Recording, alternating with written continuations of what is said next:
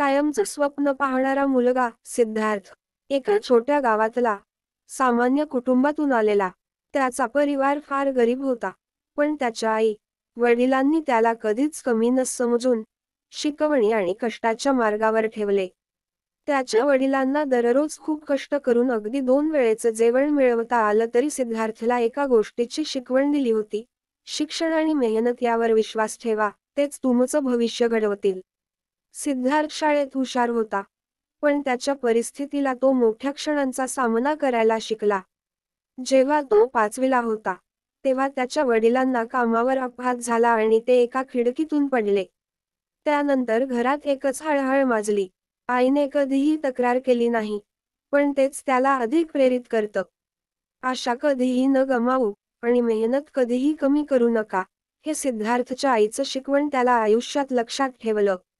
सिद्धार्थचं सर्वस्व शाळेच्या अभ्यासात होतं, पण कधी-कधी आईने त्याला सांगितले, तुला काहीही व्हायचं असेल, तर त्या स्वप्नासाठी काहीतरी त्याग करावा लागेल.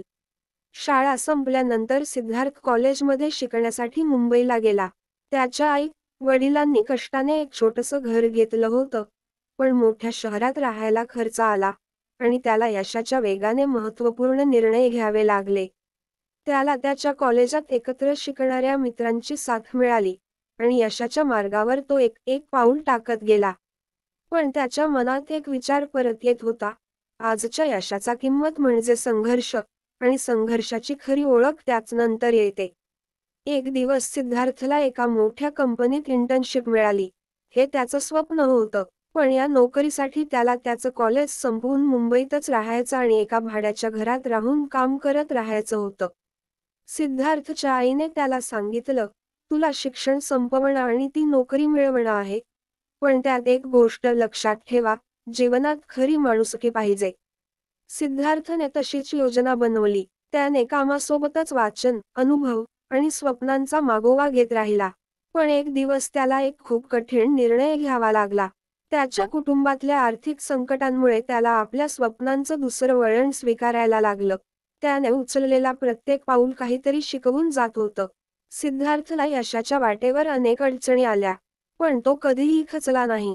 त्याने मेहनत केली, नंतर त्याची इंटर्नशिप पूर्ण केली आणि कंपनीत तो आता एका मोठ्या पद्धतीने काम करत होता. त्याला एक गोष्ट कळाली: स्वप्न नुसती पाहून काहीही होणार नाही. त्यासाठी तुम्हाला ध्येय साध्य करण्यासाठी आपलं पूर्ण श्रम आणि मनुष्यत्व एकत्र करायला लागेल. काही वर्षांनी सिद्धार्थ त्या कंपनीचा सीईओ बनला, पण त्याचं जीवन बदललं. त्याने एक मोठं संस्थान उभारलं, ज्यात गरीब विद्यार्थ्यांना चांगलं शिक्षण मिळावं यासाठी काम केलं. त्याने आपल्या कठीण परिस्थितीतील अनुभवाचा उपयोग करीत समाजात जागरूकता निर्माण केली. त्याचं यश केवळ त्याच्या मेहनतीमुळे होतं, पण त्याचं खरं यश ते होतं, लोकांना तेच शिकवणं, जे त्यांना वाटतं की ते करणे शक्य नाही. ही कथा सिद्धार्थच्या संघर्षाची, त्याच्या समर्पणाची आणि त्याच्या मेहनतीची आहे. जीवनात कितीही अडचणी येऊ शकतात, पण त्यातच तुमचं सोनं आहे. त्याच्या इच्छाशक्तीला पंख देणं, त्याच्या स्वप्नांचा पाठपुरावा करणं आणि त्याच्याच मार्गावर पाऊल ठेवणं. आपणही सिद्धार्थच्या सारखा आपल्या स्वप्नांसाठी संघर्ष करायला हवा. कारण स्वप्न फक्त स्वप्न राहतात नाही, त्यांना कृतीला आणलं की ते सत्य होतात. या कथेतील मुख्य धडा आहे: संघर्ष आणि मेहनत जेव्हा एकत्र येतात, तेव्हा जीवनात स्वप्न प्रत्यक्ष होतात.